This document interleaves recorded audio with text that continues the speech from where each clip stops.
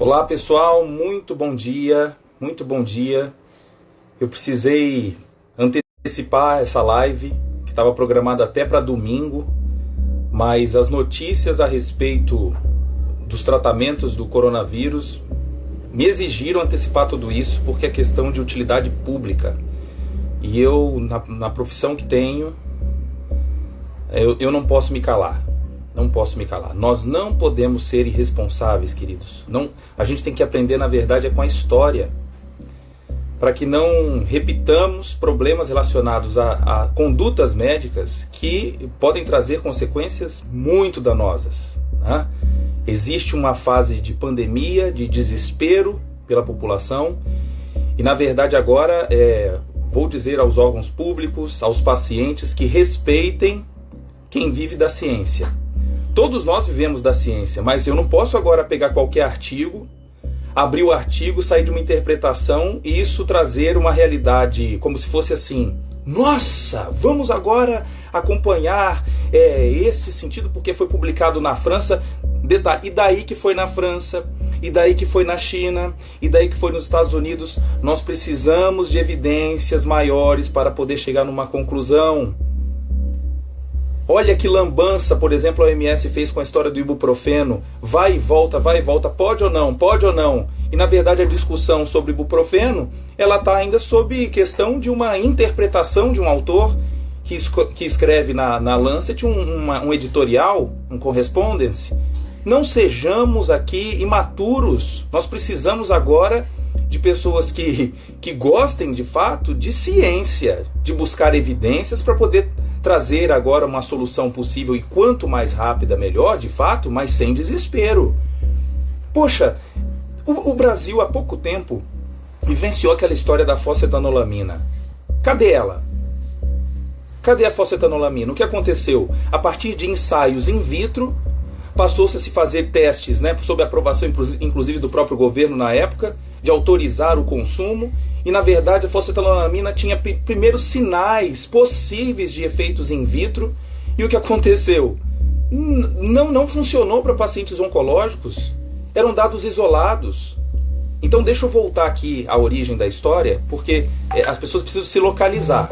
Hoje mesmo aqui eu tive que auxiliar o próprio Conselho Regional de Farmácia do Espírito Santo, com muito prazer. Eu pude auxiliar na construção de um documento a respeito das informações a respeito da hidroxicloroquina, a cloroquina e os seus derivados. Gente, essa droga não é nova não. A indústria farmacêutica sempre vai tentar fazer reposicionamento de fármacos, diante inclusive de drogas que eram negligenciadas para alguns tipos, e ela passou agora a ter propriedades diferentes e aí aplicações distintas para doenças diversas. Exemplo, inicialmente a cloroquina era usada apenas para malária, mas percebia-se que ela tinha um efeito imunomodulador. E aí, de fato, diversas doenças autoimunes, como pênfigo vulgar, artrite reumatoide, lúpus eritematoso, síndrome de Sjögren, essas pessoas podem sim fazer uso, mas diante, gente, de observações que foram feitas ao longo de décadas. No caso agora que vivemos, de uma doença chamada agora praticamente órfã, porque nós não temos outra alternativa, de fato essa busca pode ser mais rápida, é verdade, mas nós precisamos voltar para a história. Dia 31 de dezembro foi publicado o primeiro trabalho a respeito do Covid-19, 31 de dezembro houve a divulgação, a gente estava virando o ano e muita gente nem percebia, ninguém dava ideia para esse negócio, achava que era só lá na China, um fato isolado em Wuhan, na China, né? Talvez consumo de animais, como o próprio morcego, e aí, de fato, o contato com esse vírus. Ok, mas alguns colocando aí, não, que o trabalho foi publicado dia 18 de março. Calma. Dia 4 de fevereiro, um grupo de chineses da própria região de Wuhan publica um trabalho numa revista científica vinculada à Nature, mostrando os efeitos, de fato, antivirais do Covid, com cloroquina, com remdesivir. Essas duas drogas, de fato, vamos lá, vamos para a história.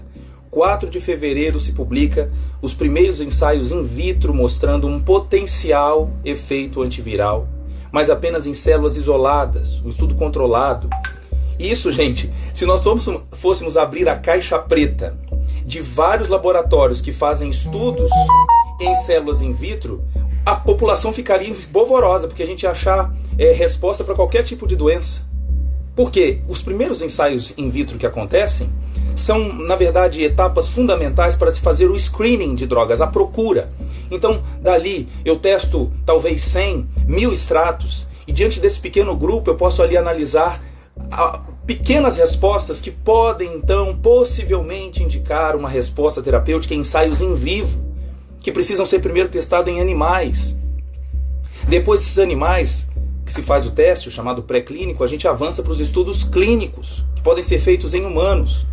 É fato que se o fármaco já é conhecido há muito tempo, como a cloroquina, que se usa desde 1949, as etapas dos estudos pré-clínicos podem ser puladas. É verdade, porque os humanos já utilizam há muito tempo. Então isso é de grande interesse para a indústria. Reposicionar o fármaco para que ele tenha maior chance de aplicabilidade em pouco tempo.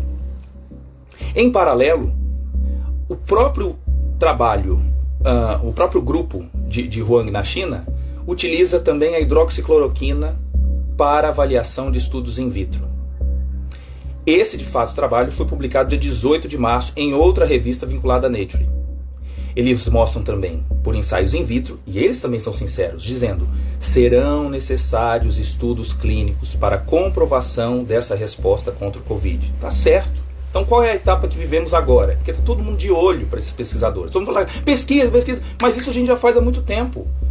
Com vários fármacos que a gente tem testado em laboratório, a gente tenta fazer estudo clínico, né? Infelizmente no nosso país a gente não tem tanta chance quanto nos outros por falta de incentivo. Aí vai aqui um puxão de orelha para o nosso governo, que agora a gente fica olhando para um monte de coisa, né? Pesquisa, agora a pesquisa é importante. Sempre foi importante. Mas no caso de Huang, esse grupo pesquisando a hidroxicloroquina, que tem menor efeito colateral do que a cloroquina, apresentou também efeito importante antiviral. Que dia foi esse?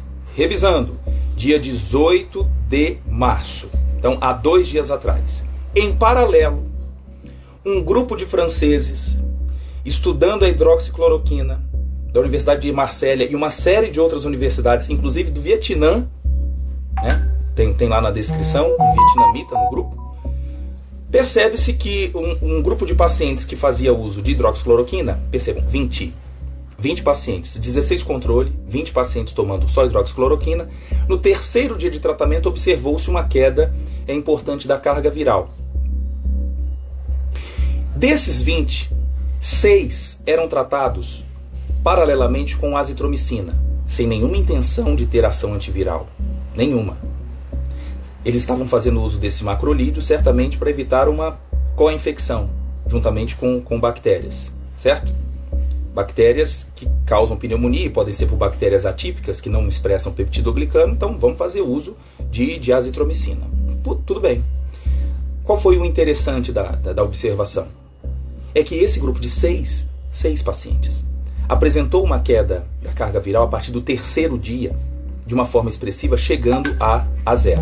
Eu preciso mostrar para vocês o gráfico, como nós devemos interpretar esse gráfico. Veja, eu tenho agora milhões de pessoas correndo atrás do consumo da hidroxicloroquina por conta de uma evidência que ela merece algumas considerações, porque estão compartilhando nos grupos de WhatsApp esse gráfico e a gente precisa interpretá-lo melhor. Então, vamos lá. Deixa eu mostrar aqui para vocês. O gráfico é o seguinte.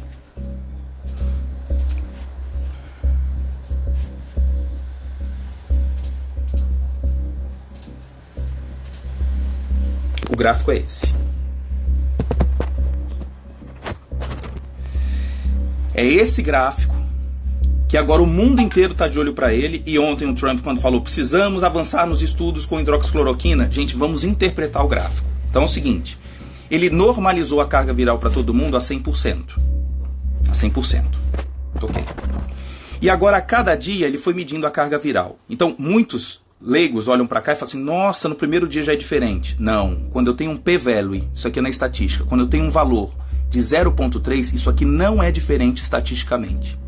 É igual eu fazer a avaliação de um dado estatístico de político. Quando o William Bonner fala assim, eles estão tecnicamente empatados. Por quê? Porque existe um intervalo de confiança. Aí aqui vai um problema do trabalho. Cadê o registro do desvio padrão. Eu não sei qual é aqui a dispersão desses dados. Por que que o autor só coloca o valor de média para nós analisarmos? Uma dúvida. Por quê? Eu posso ter um paciente que veio para 40, mas outros que ainda está próximo de 100. Gente, pelo amor de Deus, vamos buscar ciência. Aí eu ando agora para o segundo dia. Observa agora o comportamento. Não segue aquela queda do primeiro dia, que alguns acham que teve queda. Não teve. Na próxima, os valores ficam ainda mais juntinhos. Então, não há diferença estatística. Eu só consigo perceber isso quando o valor está abaixo de 0,05. No terceiro dia, de fato, há um impacto importante. Mas volto à pergunta para a galera da França. Por que vocês não mostraram para mim aqui a dispersão dos dados? Por quê? Será que de fato havia uma variabilidade muito grande? É importante analisar isso. Se eu fosse aqui o revisor desse paper, eu questionaria diretamente, porque a forma mais correta, e eu creio aqui que muitos alunos meus de mestrado e doutorado estão assistindo aqui esse momento, e que seja uma forma da gente frisar algumas formas como divulgar dados. Aqui trabalhos recentes do nosso laboratório. Quando a gente quer mostrar a dispersão dos dados, eu não mostro apenas a bolinha. A gente vem aqui e mostra a dispersão através do desvio padrão ou chamado erro padrão da média. Isso é fundamental. Aqui um outro trabalho da Andrea Fricks, quando a gente mostra a queda da curva, isso, bolinha média. Depois a gente mostra também a dispersão dos dados. Agora, voltando para o trabalho lá da França, tem caroço no angu, como alguns falam no Nordeste. Tem alguma coisa acontecendo. Então veja, nós estamos aqui seguindo uma evidência que na verdade ela parte do intervalo de dia 3, dia 4, dia 5 e dia 6. Eu não quero, gente, pelo amor de Deus, invalidar o dado, mas é preciso trazer lucidez, pelo amor de Deus. O que está acontecendo no Brasil? Aí eu volto agora para nossa câmera. O que está acontecendo no Brasil? Vamos lá.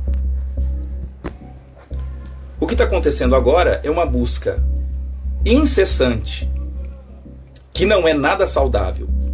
Então, o povo está chegando na farmácia querendo comprar cloroquina e hidroxicloroquina. Esses medicamentos chegam no mercado hoje para pacientes que sofrem de doenças autoimunes. Imagina um paciente que tem artrite reumatoide, ele precisa desse imunomodulador porque ele sofre dores crônicas. Não pode ser imunossuprimido nesse momento por drogas convencionais como os próprios corticoides, entre outros imunomoduladores. Ele precisa da hidroxicloroquina e agora na farmácia chega lá o balconista ou farmacêutico e fala assim, olha, não tem mais porque tem gente chegando aqui para comprar como quimioprofilaxia para o Covid-19. Isso é a maior loucura. Então você que é paciente leigo no assunto, não entra nessa conversa. Agora vamos puxar de orelha para os prescritores. Porque eu soube de alguns estados que entraram em contato comigo aqui, que tem os seus colegas médicos, que só porque tem o poder de fazer a prescrição, estão fazendo a autoprescrição para levar para casa, para tomar com a família, a cloroquina. Ô colega, qual é o mecanismo de ação da cloroquina?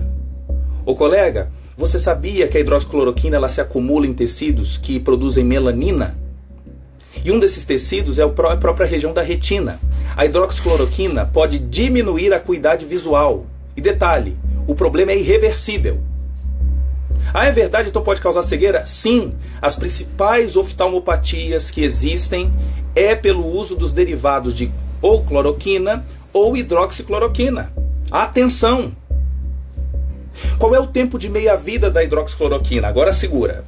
O que é tempo de meia-vida? É o tempo necessário para que o fármaco alcance a metade da sua concentração plasmática. A meia-vida da hidroxicloroquina, pode olhar. Pergunta para esse que está prescrevendo e está chegando na farmácia todo faceiro. Não, porque eu vi ontem um estudo. Que estudo o quê? Vai ler. O estudo... Meu Deus. A hidroxicloroquina tem um tempo de meia-vida que varia de 22 dias a 50 dias. Meia-vida. Ou seja, se hoje eu sou exposto à hidroxicloroquina, eu vou ter que esperar aproximadamente 3 meses para fazer toda a depuração completa da hidroxicloroquina. Essa depuração que a gente chama é de washout, depuração completa da hidroxicloroquina.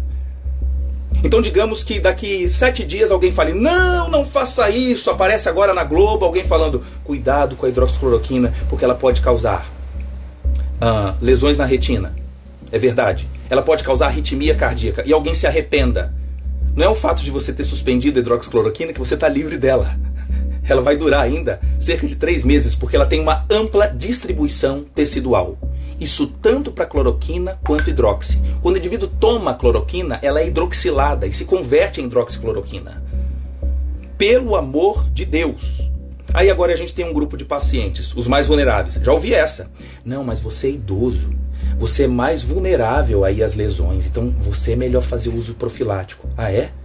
E se eu te contar que a hidroxicloroquina, por exemplo, aumenta em 3 vezes as concentrações de digoxina? Você pega um paciente com insuficiência cardíaca, fazendo agora uso desse digitálico, pode entrar em quadro de intoxicação digitálica pelo uso da cloroquina. Gente, lucidez. A gente vai gerar mais problemas agora nesse momento tão frágil do sistema de saúde? Não. Então aqui a primeira utilidade pública é informar aos leigos e os nossos colegas de farmácia, os enfermeiros e os médicos, lucidez para esse momento. Então não rasguem os livros de farmacologia. Não rasgue os processos que existem na ciência para que um fármaco de fato chegue ao mercado da melhor forma possível, com segurança, para a pessoa ideal. Eu não vou negar que possam existir agora mesmo, em muitos hospitais no nosso país, pacientes em quadro grave de Covid, sem nenhuma alternativa, paciente evoluindo muito mal, né? Apresentando uma oximetria baixa, mesmo sendo ventilado, entrando em quadro de sepse. Poxa, o que fazer? Pode ser que de forma ética eu tome a decisão de fato de fazer o uso dessa associação por conta dessa pequena evidência. Mas nós temos que estratificar os riscos. Isso é muito sério. Então não é ficar olhando só ensaio in vitro e correndo. Cada semana então vai acontecer. Semana não. Praticamente agora pela velocidade de informações, cada hora que aparece alguém vai lá. Não, agora esse medicamento, agora esse aqui, agora que eu vou buscar. Que é isso? Que desespero é esse?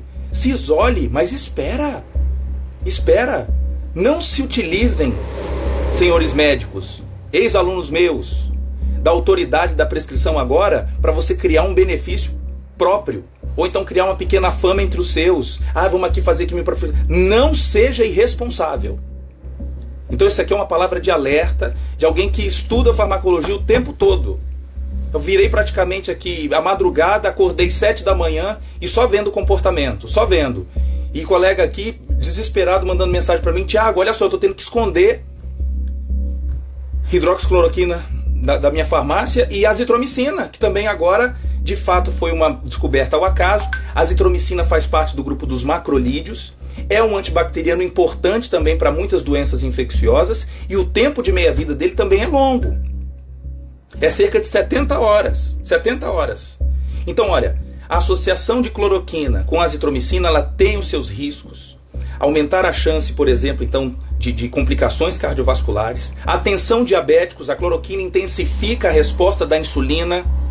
E a gente agora está fazendo sempre a ênfase: diabético, tem o seu controle glicêmico, beleza. Aí o paciente que faz insulinoterapia, houve uma lorota dessa de um colega dermatologista que tem a chance de prescrever cloroquina. Pelo amor de Deus. Aí está agora ele tendo complicação de hipoglicemia e ocupando o leito no hospital.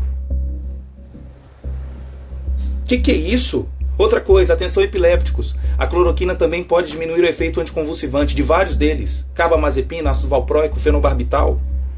Então, gente, não perturbem aquilo que já está frágil. O sistema já está frágil, a gente está isolado dentro de casa, não podendo sair. Para quê? Para não sobrecarregar o sistema. E você inventando moda? Pelo amor de Deus. E atenção às mulheres também que amamentam, porque algumas estão preocupadas, né? Ai, meu Deus, será que vai transferir? Que tal também tomar hidroxicloroquina? Ela é excretada no leite. No leite. Ok? Há relatos claros de que ela pode causar discrasias celulares, discrasias de células hematológicas. Então pode causar agranulocitose. O que é a granulocitose? É a queda de produção de granulócitos. Quem são os granulócitos? São neutrófilos, basófilos, eosinófilos, células fundamentais na resposta imunológica. Paciente com Covid-19 apresenta frequentemente linfopenia, queda de linfócitos. Aí a pergunta agora do Chapolin: e agora quem poderá nos ajudar? Quem? Se o paciente já apresenta leucopenia. Aí todo mundo buscando na farmácia: ai meu Deus, o que eu posso tomar? Ai, o que eu posso tomar? Vitamina C, zinco, eu vou tomar arginina para aumentar a imunidade, eu vou comprar caloba, eu vou comprar... E só te contar uma coisa: a cloroquina o que é? A cloroquina é imunossupressora. Ela diminui a produção de citocinas pró-inflamatórias. Então, olha o contrassenso da população. Se por um lado procura qualquer maneira de aumentar a imunidade, você vai começar a fazer quimioprofilaxia com cloroquina. Não há nenhum estudo para isso, não há nenhuma evidência que te respalde a fazer. Você não está morando na Amazônia para se proteger da malária, não. Então teve um episódio, inclusive um livro, né, escrito chamado Med Maria, um episódio até que é um seriado que a Globo produziu, e na época os exploradores, quando iam para a Amazônia, faziam as doses profiláticas de quinino para tentar se proteger da malária. É verdade. Só que muitos omitiam até o uso porque tinham medo dela, por conta da perda de visão e acuidade também auditiva. Vai ler a história. A cloroquina não nasceu ontem, não. Era do século XVII. Se usa há mais de 400 anos, uma descoberta ao acaso da vice-rei da região do Peru, era uma espanhola, e lá ela adquiriu uma febre, e aí os indígenas usaram a casca de uma planta chamada cinchona, deram um nome depois para ela, ela tomou e melhorou. E aí acharam aquilo sensacional, foi chamado de pó dos jesuítas, porque os jesuítas conseguiram conhecer que extrato era esse, levaram para a Europa, e aí houve o primeiro uso em quadros de febre, e aí, sem se saber os mínimos detalhes como a cloroquina atuava contra a malária, contra alguns tipos de febre, ela foi sendo utilizada ao longo de séculos, Então, se até para doença autoimune a gente não conhece direito como é que ela funciona, vocês vão agora começar a se arriscar. Isso é lançar isso é um ato de fé, é o firme fundamento das coisas que não se vê, a certeza das que se espera. Você não sabe de nada e está se lançando. Agora, se lança alguém que você pode ter confiança, não a um dado com um N de 6. Que foi feito um estudo com 36. Não, lê direito. Foram 16 controle, 20 pacientes tratados com hidroxicloroquina. Desses 26 foram tratados com associação juntamente com a azitromicina. Por acaso, uma observação que é interessante, mas merece agora as nossas recomendações. Tá bom? Me perdoem se eu fiquei aqui um pouco mais exaltado, mas eu tive que antecipar essa live porque é questão de saúde pública. O Ministério da Saúde já está preocupado com essa conduta. Porque é capaz agora de ter que lançar sistemas de bloqueio desse consumo desenfreado de quinina e de azitromicina no nosso país. Poxa, já é tanta demanda para a gente resolver, vocês vão criar mais essa? Não usemos as nossas redes sociais para desinformar. Aí não, aí é demais, tá? Agora deixa eu ler um pouco aqui que vocês estão cumprimentando. Desculpa, eu tô olhando só para a câmera, não tô olhando aqui para baixo, me perdoem. E eu vou agora dar uma acompanhada no que vocês estão escrevendo e tirar essas dúvidas. Vou deixar o vídeo sim, vou deixar, viu?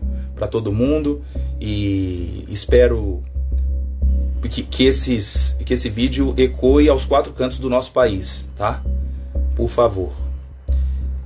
Todo mundo aqui deixa salvo, sim. Eu sei que deve todo mundo almoçando. Vamos lá. Gente, alguma dúvida? Eu acho que esse vídeo pode ser mais curto, porque eu quero que vocês também almocem. Mas, por favor, compartilhe esse dado, porque nós precisamos frear. E você que já comprou hidroxicloroquina, devolva. Chega lá na farmácia e fala: me arrependi. Eu repensei nisso aqui e acho que avancei demais, avancei o sinal, certo? Então não pensa que cloroquina é álcool em gel, não, tá? Por favor. Tô vendo aqui algumas respostas. Legal, galera. Alguma pergunta, gente? Vou abrir esse espaço aqui para alguma dúvida e vou revisando aqui para a gente caminhar para o fim. Primeiro ponto: não é o momento de nós avançarmos com a hidroxicloroquina. É observar. A ciência é dividida em 2 andares. Eu gosto dessa comparação. O primeiro andar são as evidências. A segunda são as hipóteses que a gente lança, as interpretações. Então, utilizar agora a hidroxicloroquina com a azitromicina num contexto amplo é apenas especulação. Vamos ter que ter mais dados. Aí alguns ficam assim: mas e se a gente não testar? Como é que a gente vai saber? Você vai testar com você em casa? Aí você vai começar a ter uma retinopatia, vai procurar quem? Atendimento. Vou começar a ter um quadro de arritmia, porque ela prolonga o intervalo QT. O complexo QRS também do eletrocardiograma fica alterado. né? Alguns registros de torsade de points, que é um tipo de arritmia. A hidroxicloroquina também pode induzir isso. Então, eu não posso sobrecarregar o sistema por conta de uso equivocado de farmacoterapia. Ok? Compartilhem. Professor, mostra os papers de novo com os gráficos de ontem à tarde. Então, eu mostrei agora há pouco. No início do vídeo aqui a gente pode conferir, tá bom? Já mostrei isso para vocês. Então, lembra de uma coisa, gráfico que mostra pra gente só média, pode desconfiar. A dispersão dos dados é grande e muitos não querem mostrar, tá? Ok. Beleza, não havendo dúvidas, eu espero agora que vocês compartilhem com os colegas. E que bom aqui, ó, distribuidoras bloquearam, mas assim, é lamentável existir as alternativas sempre legais para a gente coibir um consumo exagerado. Vamos mudar esse contexto, tá bom? Gente, um grande beijo. Estamos aí, eu estou acompanhando o tempo todo esses comportamentos e eu estou aqui para poder auxiliá-los da maneira que for possível. A gente vai abrir uma caixa de perguntas e, havendo mais dúvidas, quem sabe seja necessário uma live hoje à noite, novamente, tá bom? Grande abraço, fica com Deus. Valeu!